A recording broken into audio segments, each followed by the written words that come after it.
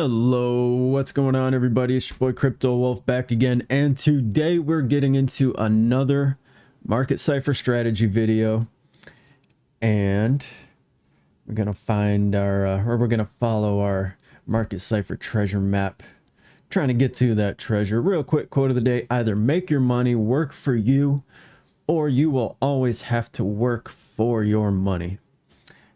And I don't know about you, but at a certain point, it gets a little tiring constantly working for money. Now, granted, I'm not saying you're just going to magically get it without doing any work whatsoever, but, you know, there are plenty of opportunities out there to both make your money work for you and to use the money you do have and work it to get some more, which is why I'm sure all of us are trying to get into trading or have been in trading or trying to get better at trading. But real quick, super shout out to Jayson Casper. I saw his video from, I think it was like this morning, this over 90% win rate trading strategy. Very easy, and I can't read the rest, profitable trading strategy. So, you know, big shout out, Jayson Casper. He does a great job. You know, dude's been doing it longer than I have, definitely to the point where, you know, that is his job now, and hats off to you, bro. Doing great. And I very much appreciate his videos. You know, he touches on a lot of the same stuff that I've been touching on here, except sometimes he has a little bit more of a defined kind of strategy layout going into it, largely based off the fact that he has been doing it longer and he's been very successful with it. So, you know, I will always look up to the people doing it better than me, and if I can learn anything from those people, I mean, that's kind of the point, right? Because if you're like me, a lot of us, we don't really have any, you know, in real life mentors, somebody to sit there and physically watch while they're trading, while they're doing, well, we do get a little bit of the analysis just with the YouTube, but, you know, realistically, it's not like you're sitting there next to them at the desk, able to ask questions. So, you know, I'm always basically trying to learn what I can. I remember growing up, my grandpa always used to tell me, he's like, if there's somebody out there who's better or smarter or just more successful than you, do whatever you can to pick their brains. And so that's essentially what I try to do. Now, granted, I don't get around the YouTubes as much as I may have used to, partially because I'm over here trying to make stuff myself, but you know, there are good things to learn. You also want to be careful because, you know, a lot of the people out there are doing stuff for clicks. They're doing it for clout. They're doing it for the gram. And they're just trying to make some money by getting views and clicks and, you know, subscriptions and whatever it might be. But, you know, shout out to Jayson Casper for legitimately being out here trying to teach people. And I know he has his own little academy if you're really trying to get into the nuts and bolts of everything.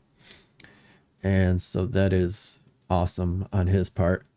And again, you know, Crypto Face himself, another one, you know, the man, the myth, the legend. And I appreciate, you know, when he's out there on a live stream doing little breakdowns. And he's got the Market Cipher Academy going with a bunch of people. I think Evan Aldo is one of the instructors, if you will, on there. So shout out to him too. He's right there. Those three are probably like the only three traders I even really watch. So if you know anybody else who's really good, especially if they use Market Cipher, hit me up in the comments. Let me know. I'm always willing to take a look at whoever. And half the time, I try not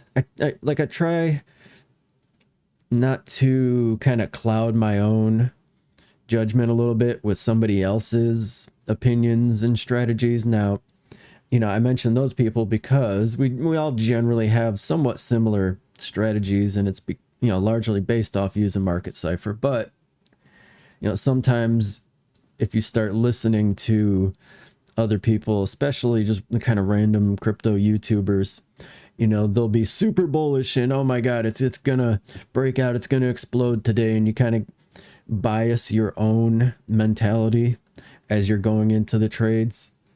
And it took a little while for me to like really be objective with you know, sitting down, doing the analysis, looking at the trades, and trying not to just allow the overall sentiment to, I don't know, sway my thinking one way or the other. Now, not to say that they don't have valid points, but you know what I mean. Like, we're up here, we've been pumping up all day, and everybody, oh my God, it's bull market's back on, we're going to the moon, blah, blah, blah. And you come in here like, yeah, man, I'm ready to go into a super hard long real quick. We're just going to keep going, keep going. I mean, you don't know that. So that's why you got to do your own analysis. But looking over here on Ethereum 4 hour, just real quick update. This money flow is coming back up. Actually just crossed into the green. We're still above on the VWAP. Just kind of zigzagging our way down here as we hang out. Obviously today we had some nice pump action going on. And part of, you know, this bullish pump action that we had is another topic that I want to touch on after we get to this strategy. So let's get into it. Now, what he was talking about, which is very similar and almost boiled down a little simpler of ones that I've talked about in previous videos. He is touching on divergence in his specifically on the 12-minute. And I do like the fact that, you know, he grabs a time frame, sticks to it.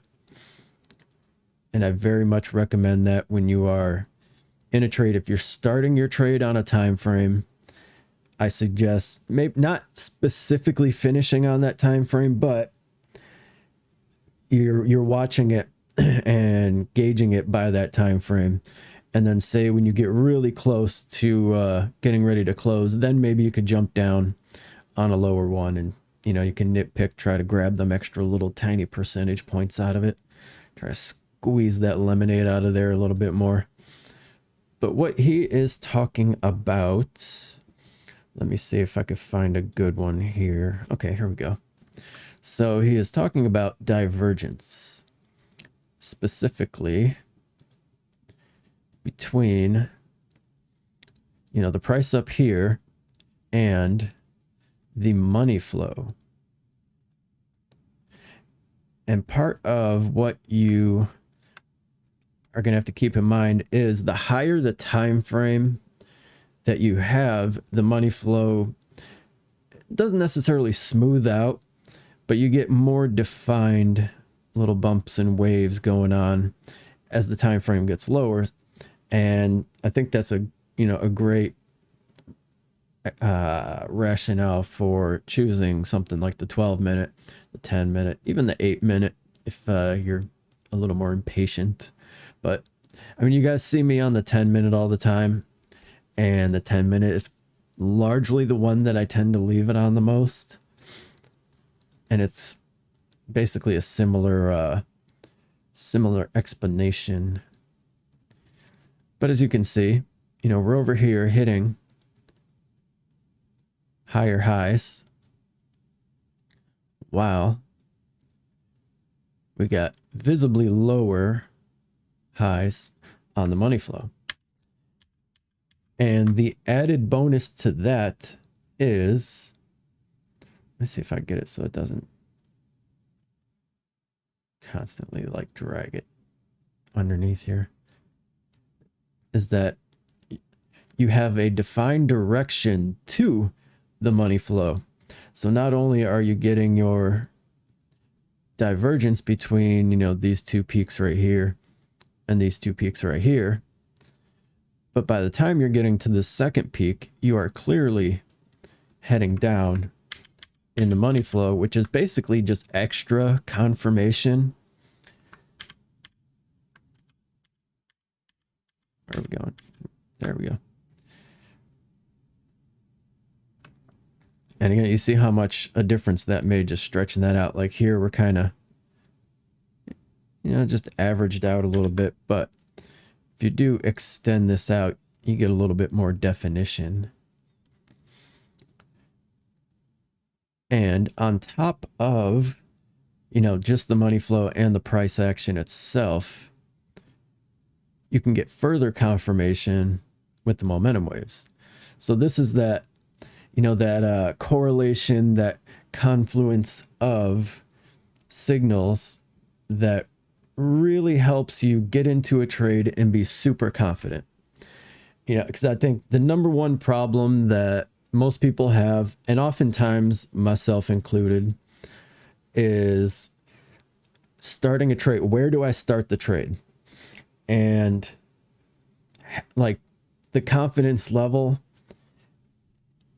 is, it's huge. Like it's almost indescribable. If you are, you know, starting a trade and you're like, okay, well, you know, I kind of see this going on, and you know, the VWAP's coming up, the money flow, you know, if you're looking from here, was actually coming down. Oh shit, matter of fact, here, this is the one we did a short about, and like literally right before I went to bed last night, and we were coming down, big split on the RSIs. So I'm like, okay, it's coming downward, but there's a big split. So I'm like, all right, it's weakening to the downside. And we started to come up, but then we had this little bitty pullback right there. And the VWAP started going sideways, just kind of bouncing right around. And I think we were actually on the 10 minutes, so it was a little bit more defined, but you know, and money flow was coming down and looking back. Matter of fact, on the 10, it was just starting to turn red even. And I was like, you know what? We've got bullish divergence. It was really early. Like if we were looking on the 12, we didn't even get the green dot yet. So I'm like, you know, we were starting to get that bullish divergence. The money flow was, yeah, kind of janky looking. RSIs were definitely heading down. Matter of fact, let's just go there now. Yeah, that's what I was talking about. You know, RSIs were coming down, but we were starting to, I mean, they're a little bit zigzaggy here at the bottom, but they were starting to round out. We were coming into the red. But the VWAP did technically come above, but it just kind of stalled once it got up there. You know, came back, kind of retested, and then actually continued back up. Which at that point, I mean, damn, if I had stayed awake for a half hour more, that would have been a great trade entry. But at the time, you know, all we knew was this side over here, and that we had bullish divergence. Now, what I love about the fact that I paid attention to that, let alone made that little short video about it, is that I'm going to remember that one. Like that was a good kind of lesson learned. Like I just, you know, it's kind of 50-50 at the moment, because it's like, well, we got some signs of weakness, especially with the money flow.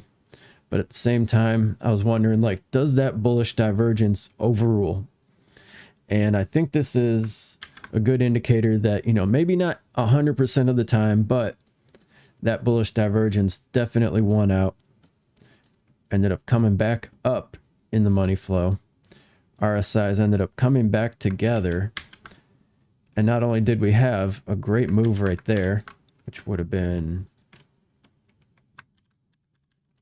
let's see,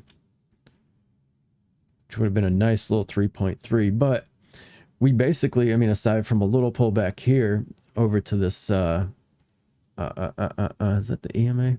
I don't know, to this moving average, we generally just have been in an uptrend since. So, I mean, and not only that, to have slept through this and then maybe got up, I mean, you know, probably would have woke up, let's see, when was it? Okay, so we would have woke up back here. So yeah, hopefully I wouldn't have been paying attention through that, or I probably would have tried to cut it like up here. But, you know, if you did let it ride 6.5%, I mean, shoot, if you're, you know, 10x, and that's an easy 65%, that's, you know, that's a trade that kind of changes your wallet a little bit. So those divergences definitely are powerful. And another interesting one, literally right next to it, you see higher highs up here, lower lows right there. I mean, pull this up so we could tighten this up a little bit. And you see, okay, one peak is this guy right here. The peak after that pump, way down here. That is some serious bearish divergence. And you see how that played out. Not to mention the fact that we've generally been pulling back after every, parabolic pump anyways.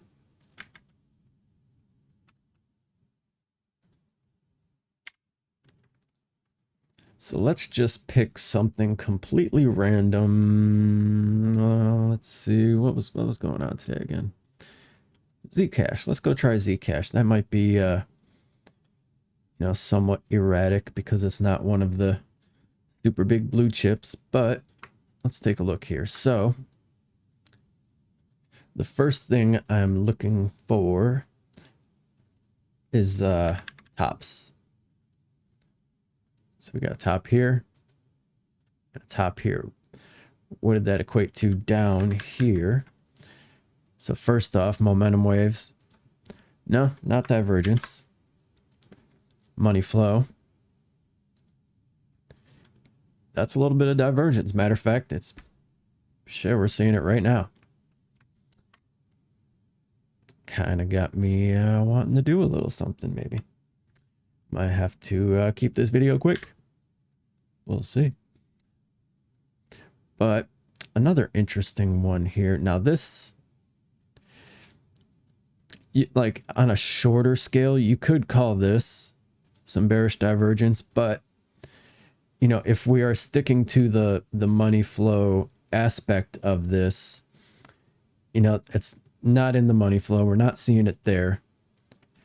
With it being so small, we did get a little bit of a pullback, but definitely not a long swing trade. There'd be like a quick little scalp. And, looking from here to here, we did come down just a hair. So at most, maybe you could call that this.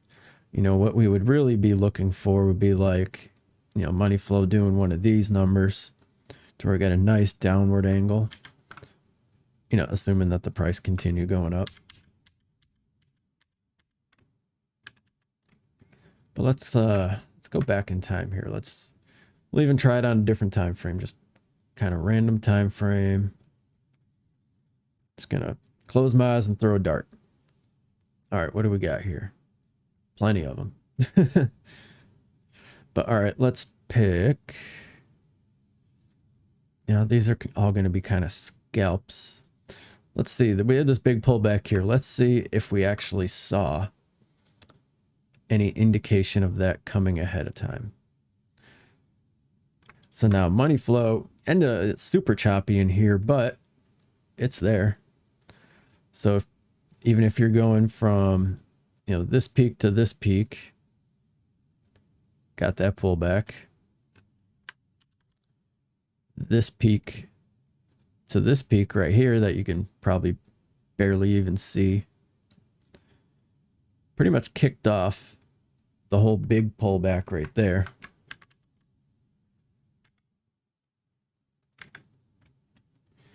And so let's say, okay, we've got these two. Do we see anything down here? Not too much on the bullish side. I imagine we would have to go down a time frame, but I'll bet you we would see something indicating that was coming up.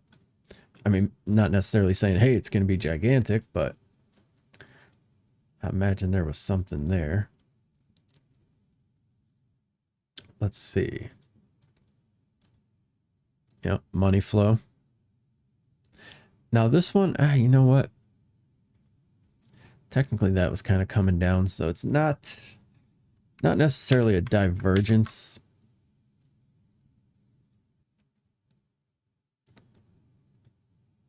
But we did still, just the money flow coming down in and of itself you know, was an indicator that, okay, we're starting to get bearish, even though this was generally trending up. That would have been a tough one to do at the time, though, because, you know, all your momentum waves are trending upward. Not too much indication in the RSI, even aside from the fact that, you know, we started coming down, but I mean, we had just done that previously right here. So yeah, that guy might have been a little bit of a surprise. And again, keep in mind, it's Zcash. It's going to be a little bit more volatile. Let's see, what about this guy here? You know, almost like a double top situation. Here we go. So between that top and that top, those little lobes on the money flow, and those right there. And that would have been, you know, a good indicator that this long pump to the upside was coming to an end. You know, we kind of hit a double top right there. We had our little peak, and the next one was lower, despite that being higher. And then not only that, let's see this guy, you know, this momentum wave right here. It's a big old sharp decline between those two.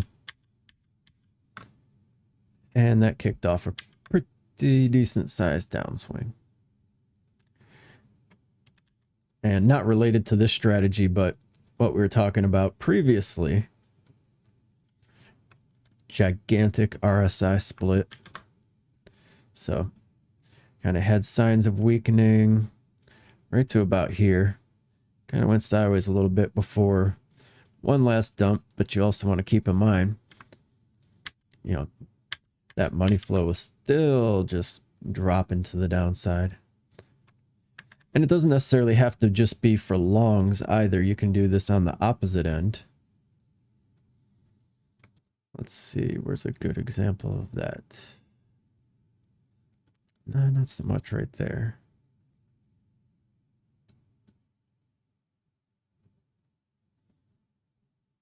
No, not right there.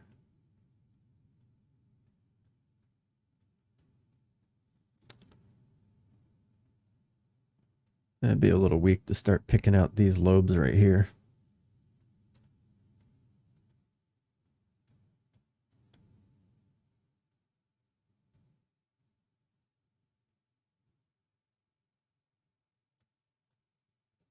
Not too much on the downside for Zcash. What else do we got going here? Sandy.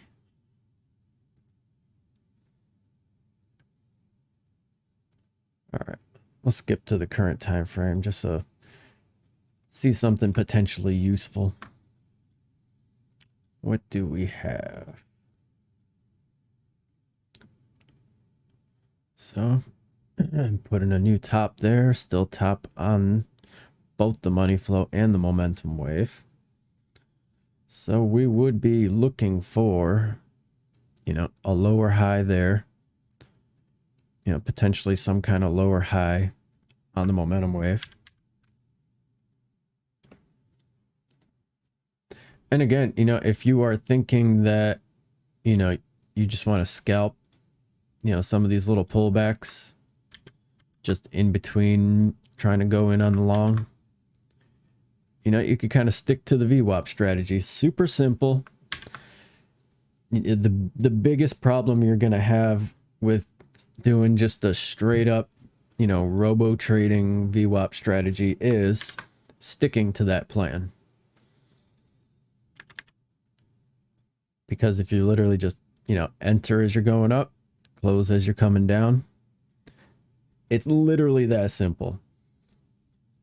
And the most likely reason that it would go awry would be you're flipping back and forth through different time frames, and you kind of see something like, oh no, you know, we're coming down, we're about to cross over, even though, you know, maybe we bounce off or start going sideways a little bit, like just like that.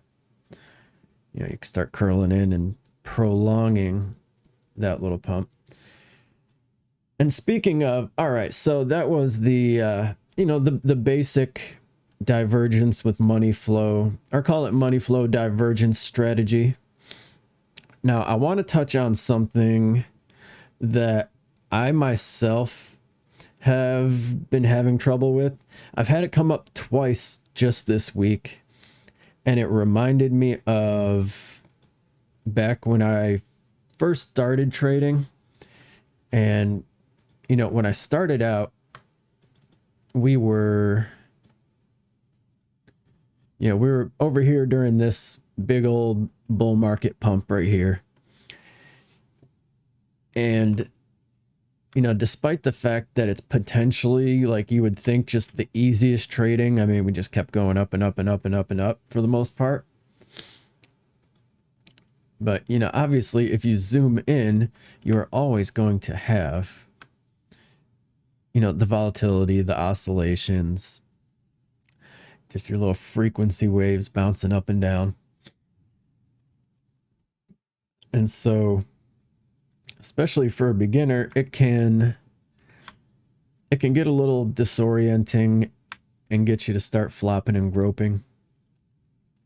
Oh, look at that. We're heading up toward that ring.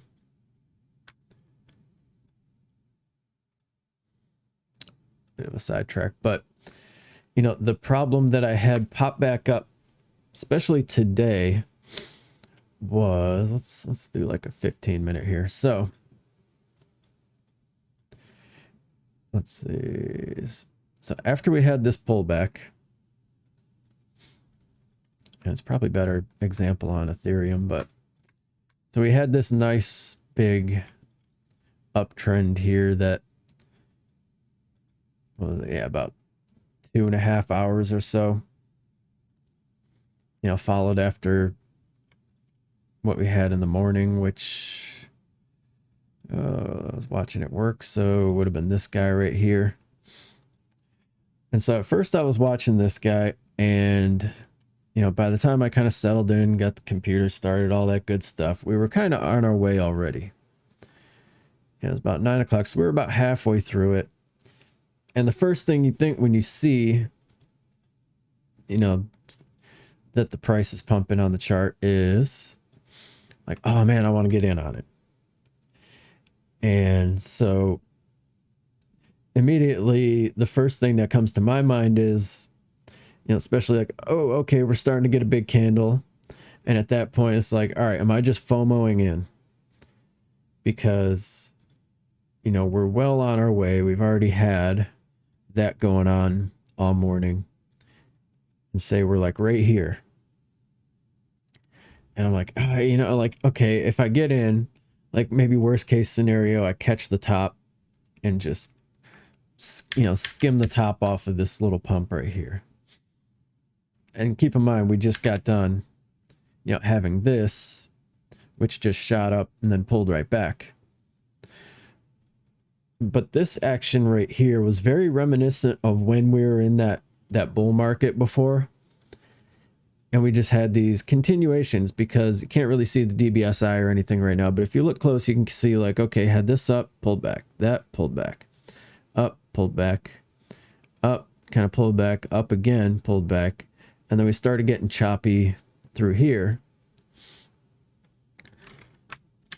And so, you know, watching from here, and I kind of hesitated because, you know, I had the thought like, oh man, I feel like I'm just FOMOing in, and, you know, who knows, we'll pull back or something, but I'm not able to sit there and babysit it. So I have this big hesitation on FOMOing if I'm like not at a desk at the computer, able to actually sit there and watch it and spend more than, you know, 60 seconds deciding whether or not to do a trade.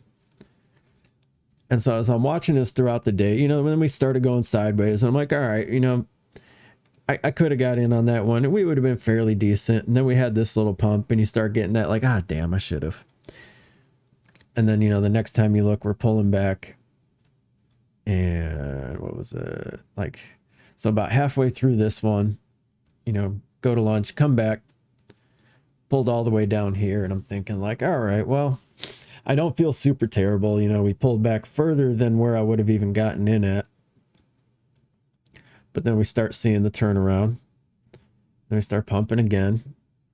And by the time I look again, we're about halfway up the big candle. And then, we, kind of come up, and then we start getting the triangle, and I'm sitting there thinking like, damn, like, did I miss it? I feel like I missed it. And then just, every once in a while looking behind me, and at one point somebody had to borrow my computer, and I'm sitting there bitching at him like, dude, don't cover up the chart on the, because I got two screens. I'm like, don't cover up the right screen. I'm like, I need to glance back at it once in a while. I want to see what's going on, because I was trying to get in on something, but really in reality, I was just kind of hesitating and fucking it up. And so, by the time we come up here, have a little pullback here, a little sideways, and then come up again, every time we would get up here and we would start getting the lower wicks and start pulling back a little bit. Like if you came over on a smaller chart, you see, okay, we're getting red candles a little bit. Momentum's coming down. This looked like it might have been splitting on its way up a little. And, just kind of hesitated because I'm like, man, I hate trading at work. I hate doing it on the phone. But,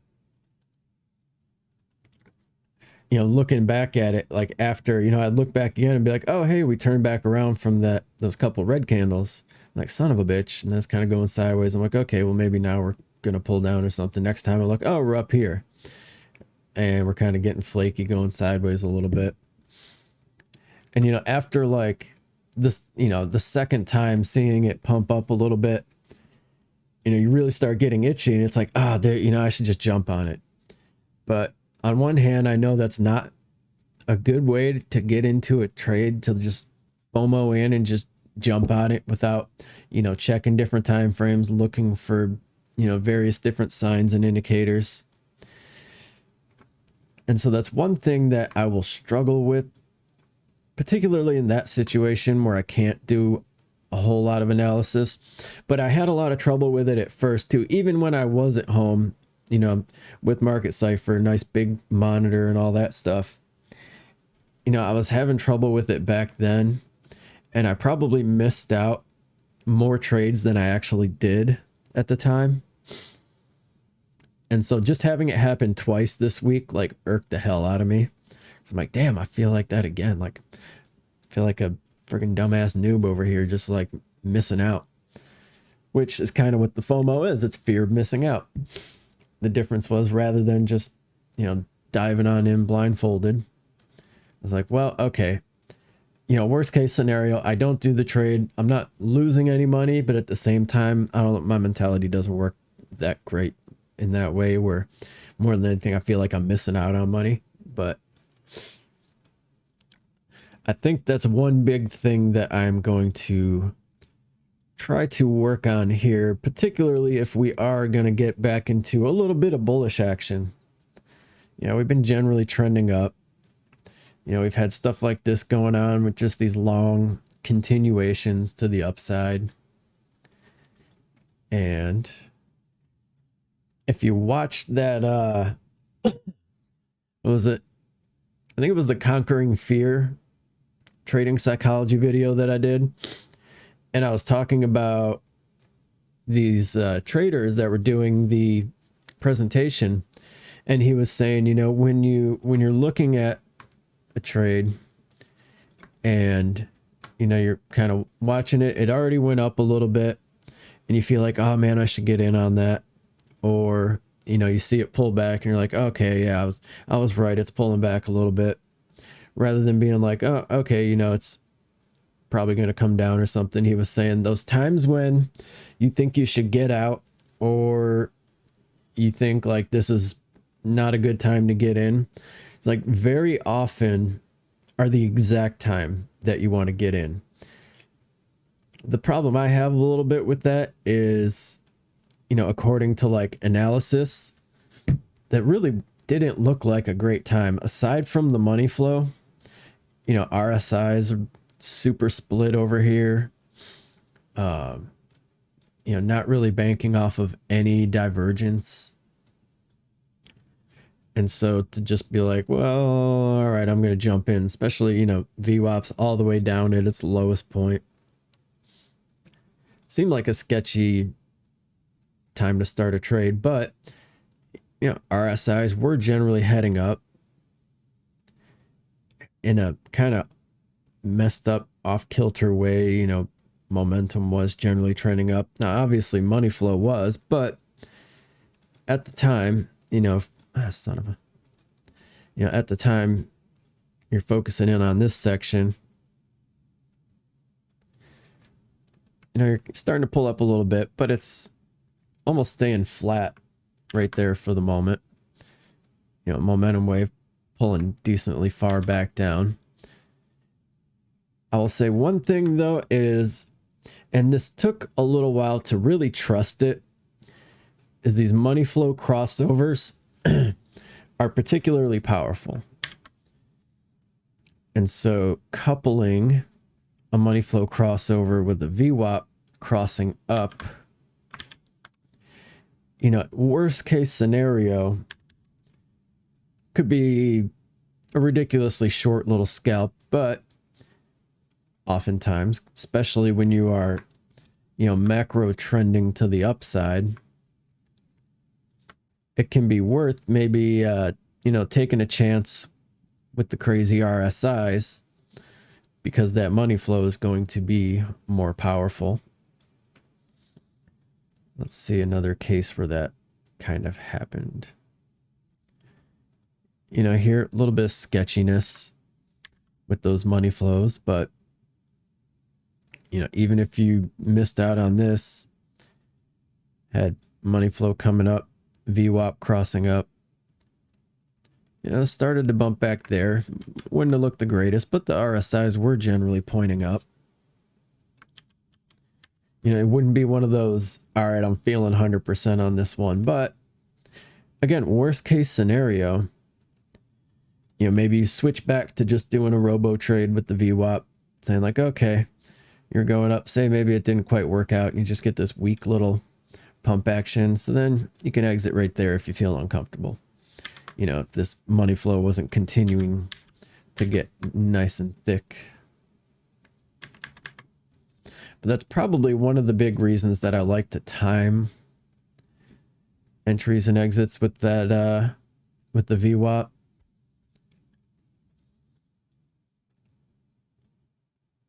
Because it is a good indicator even of just, your individual oscillations.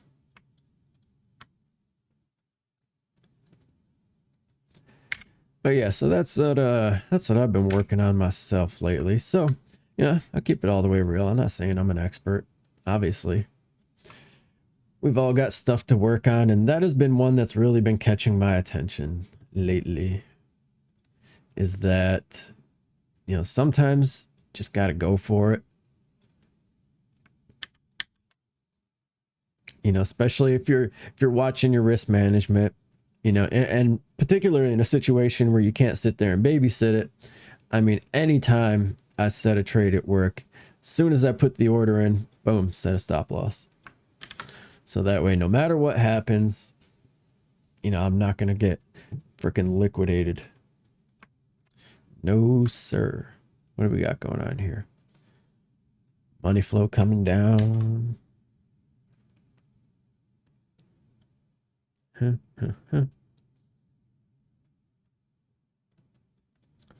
that a little hidden divergence right there?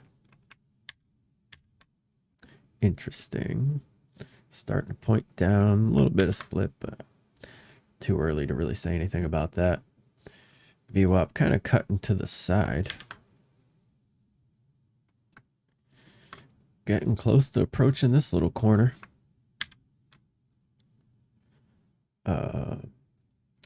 Polka dot was one today that I was really watching a little bit too, especially after I got home from work.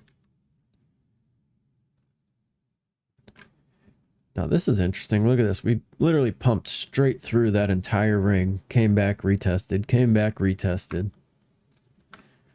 Bounced off a little bit.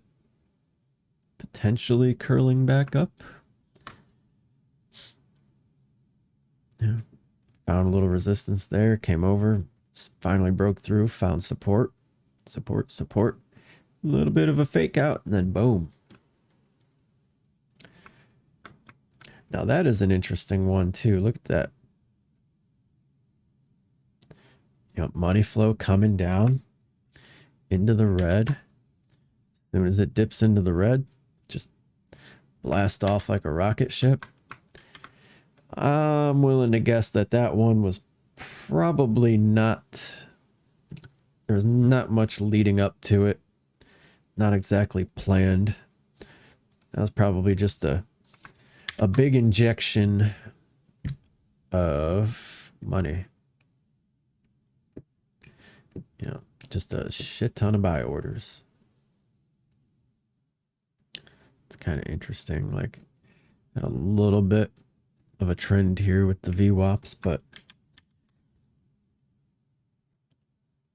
you know, by the time you'd even see that trend, you know, we'd already be on our way up.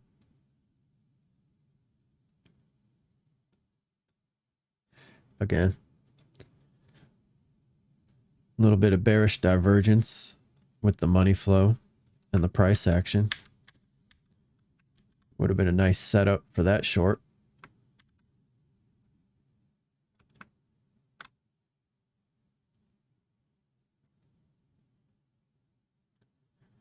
Almost like a double top situation with those two, but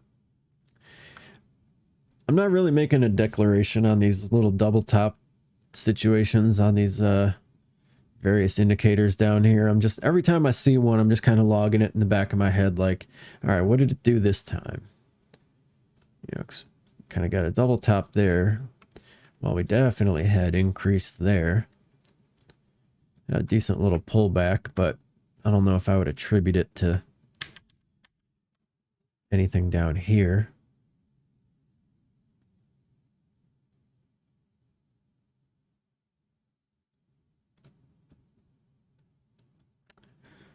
It's interesting.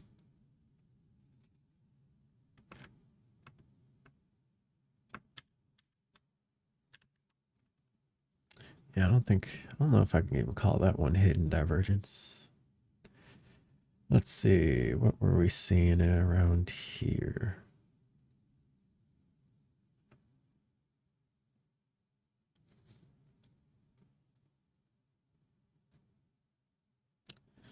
Not too much. Let's take a look at some of the other prices here. Before we wrap this one up, we have 42 minutes. If you have any questions, suggestions, criticisms, funny jokes, good stories, whatever it may be, drop me a line. I like to read. I like people. Okay, that might be a stretch. I generally like people, and you know, a lot of people is questionable, but man, look at that. Let's see what we get here. We're about at the same level. Man, Rune has just been going at it lately. It's just been pumping like two rabbits. Well, doing the damn thing. Now this is interesting. Look, we got a real big one here. Between the top on that one and the top on that one. And the two tops on the price. That's what we really like to see is, you know, the real big divergences signal big moves.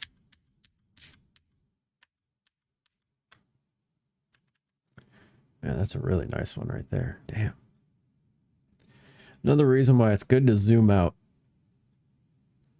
You know, you get too caught up, zoomed in on the individual candles, and sometimes you miss the fact that there's big things popping, like T.I. says. Potentially looking at a divergence coming up, maybe. Also, you can see divergence there, start to see a general uptrend forming, money flow crossing, RSIs rising. The Fire Rises. God, it's a good movie. What else? What's Luna doing today? I don't think it was doing much. Yeah, it's kind of cooling off from trying to stay too long on the top of the list. It's running out of juice. Money flow looking ugly. Nope, no divergence. Did have it here though. See, lower lows, higher lows. Nice little pump action.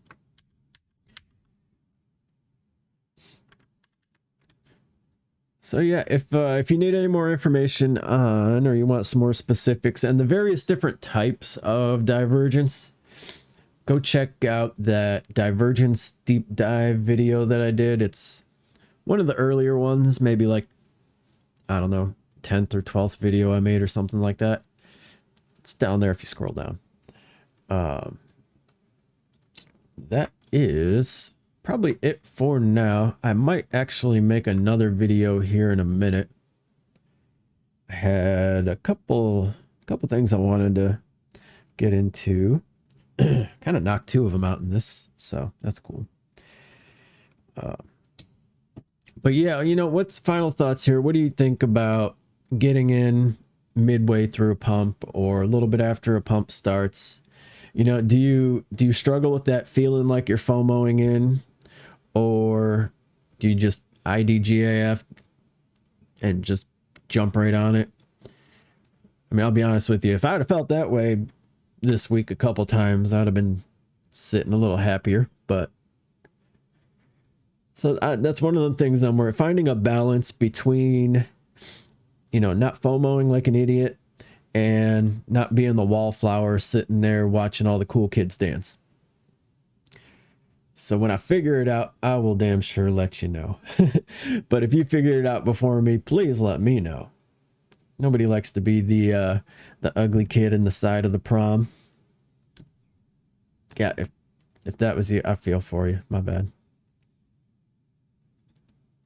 But that's all right though, because we're gonna make some badass crypto money, and you're gonna be walking around like a pimp, you know, traveling to these nice places and collecting you some crypto treasure. Get you some nice things. Just watch out for gold diggers. I'm telling you, if you don't have a girl before you make money, yeah, it's hard, and you're gonna have to be careful. Just throwing that out there. But all right, I see you guys later. Stay free, stay happy, stay trading, stay true. Peace.